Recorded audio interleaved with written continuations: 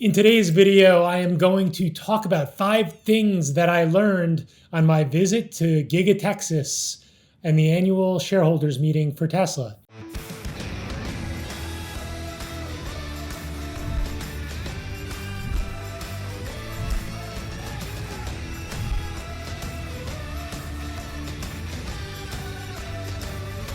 Hi, I'm Steve Spencer. I'm a partner at SMB Capital. We're a proprietary trading firm in Midtown Manhattan where we trade stocks, futures, and options.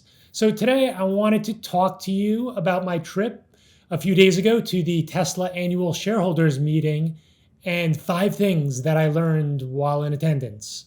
So on Tuesday, I took the 6 a.m. flight out of Newark, New Jersey to Austin to visit Giga, Texas, and attend the annual shareholders meeting. Other than a 5 a.m. blowout of a tire on my Model X, things went relatively smoothly. Story for another day. So the first thing that I learned was that the factory is way, way bigger than you could imagine. I took a car share from the airport to the factory, and as we approached it, it took several minutes to pass the entire length of the factory. So, of course, I Googled it, and it turns out the factory is 15 city blocks long. That is insane. It's larger than the Pentagon. Second thing I learned, there was a very distinct feel from all of the Tesla employees I interacted with. They just seemed to be super psyched to be working there, and it showed with my interactions with them. They were happy to answer questions, and they exuded positivity. Tesla is a mission-focused company. Their mission is to accelerate the use of renewable energy and to dampen the negative long-term effects of climate change. I'm sure having a very clear positive vision of the future plays a large role in the positive attitude that I saw while I was there.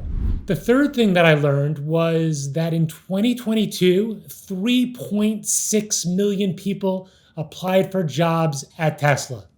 Tesla now has over 100,000 employees worldwide and is growing rapidly, but they're receiving over 100 applications for each new position available. This means that Tesla has their choice of the very best talent. Manufacturing, AI, and engineering are all areas where they have sizable leads versus their competitors, and the fact that they're able to attract more talent allows them to maintain and even expand their lead in these areas. I think this may be the single most important factor in their success that is greatly underappreciated. A team or a company will only be as good as its people. If you have talent and hard workers, you win, hands down. The fourth thing that I learned while I was visiting Giga, Texas, the technology they are using to build cars is pretty sick.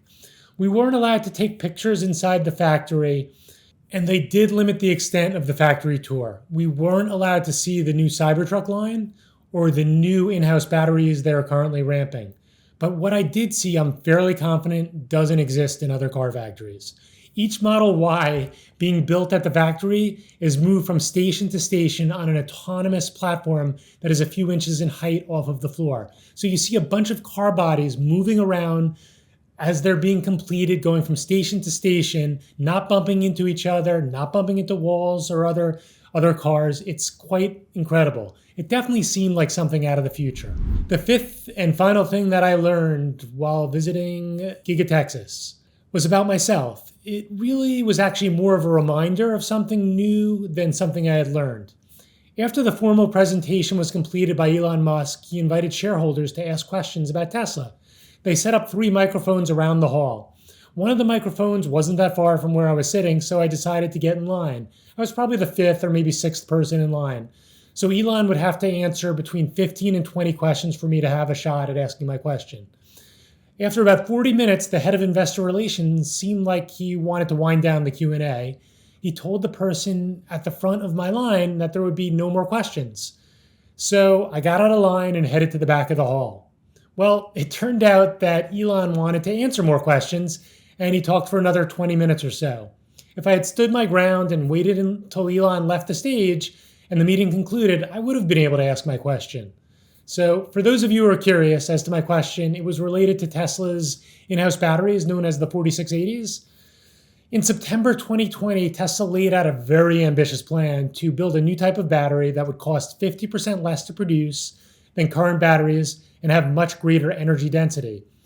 In the year following the announcement, Elon was quite bullish on how quickly battery production would ramp up, and he stated on multiple occasions that they would achieve 100 gigawatts of production capacity at 2 locations by 2022. This would be sufficient for several million battery packs per year. Well, it turned out that the ramp was much slower than had been expected, and I wanted to get Elon's current view of the ramp for 2023 and 2024, as this would greatly impact their ability to scale up production of the Cybertruck and also offer industry-leading driving range. But as I stepped out of line, I never got a chance to ask the question. I guess there's always 2024's meeting.